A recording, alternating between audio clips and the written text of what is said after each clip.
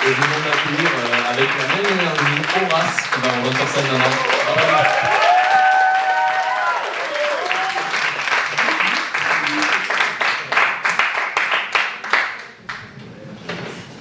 Wow. Vous êtes nombreux. J'ai entendu que c'était la finale Koh-Lanta ce soir en plus.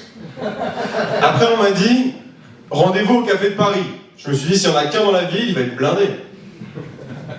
Et parce qu'en fait, il n'y a pas qu'un seul café dans Paris. C'est un peu comme le Stade de France. C'est là où je fais mon prochain spectacle d'ailleurs. Vous n'avez pas payé trop cher j'espère. Moi j'aurais négocié un max. J'aime l'argent. J'en manque pas, mais j'adore ça. L'autre jour, mon banquier essaie de me vendre une assurance décès.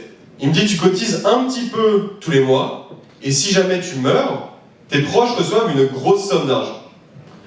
Et alors il me dit ça, il me fait oui, en revanche, attention, monsieur Guy, vos proches ne toucheront rien si avant 1 an, vous vous suicidez. Mais il me dit après, et passez cette fenêtre, vous pourrez sauter le pas. Considérez ça comme une période d'essai.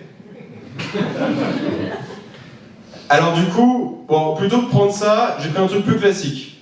J'ai pris une assurance vie. Là, tu payes la banque pour qu'elle paye des gens, pour qu'ils fassent fructifier ton argent en bourse. Ah, j'adore ça, l'argent qui travaille. Il n'a jamais la flemme comme mes salariés, et je peux facilement le virer. Il est épileptique, il touche l'allocation handicapée d'environ 800 € tous les mois. Et à chaque fois, il se la fait voler très rapidement. Donc je vais le voir. Et je lui dis, bah écoute, ça te dirait d'ouvrir une assurance vie. C'est un win-win. Tu fais fructifier ton argent, personne ne t'extorque, et je touche 50% de frais de gestion.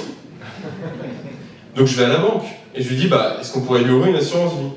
Le banquier regarde et il me dit, oui écoutez, Mehdi, vu son profil, ce n'est pas un investisseur dynamique. Il risque de perdre de l'argent et pourrait se retrouver dans une situation inconfortable. Donc bon, je me suis dit, quitte à perdre son argent, autant lui prendre une assurance décès.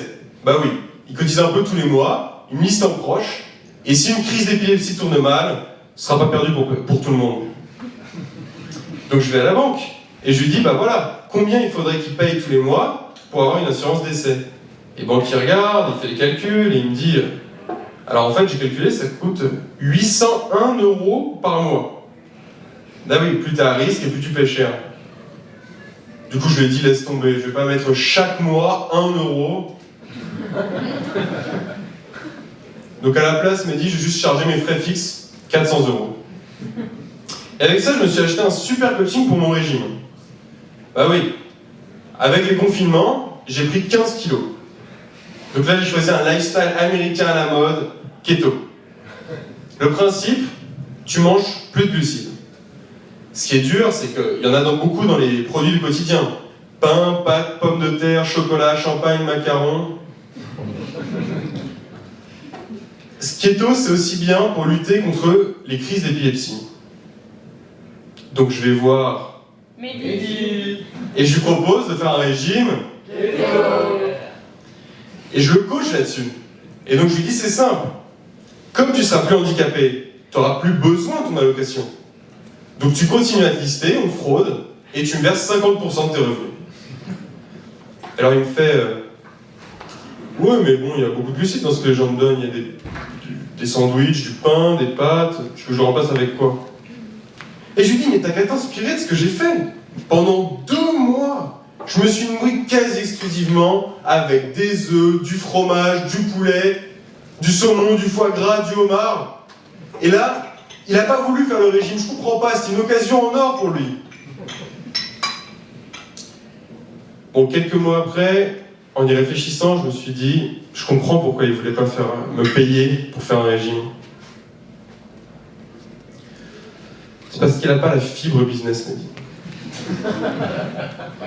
Il pense pas out of the box. Je pense que le plus important, c'est d'écouter son cœur. Moi, je m'appelle François, mais on me dit souvent que j'ai un cœur de pierre.